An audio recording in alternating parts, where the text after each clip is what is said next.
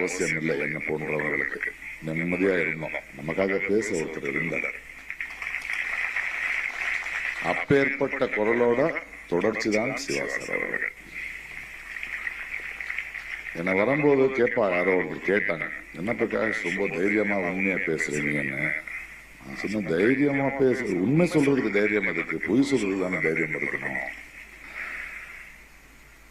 நம்ம ஊர்ல ஒரு பஸ்ல ஒரு போர்டு போடுவோம், திருடங்க இருக்காங்க ஜாகிரதை என்ன, அதுதான் நம்ம எல்லாம் போடுறோம்.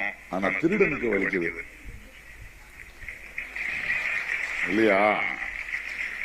இங்க இருக்கிற எல்லா குரல்களும் நம்ம அந்த மாதிரி போர்டு போடுறோம். என்னுடைய மொழியை திருடாத, என்னுடைய அடையாளமான என்னுடைய தனித்துவத்தை திருடாத, என்னை காத்துட்டு இருக்கிற என் மாநிலத்தை திருடாதன்னு. அந்த திருடனுக்கு வலிக்குது, வலிக்கிட்டோம், பரவாயில்ல.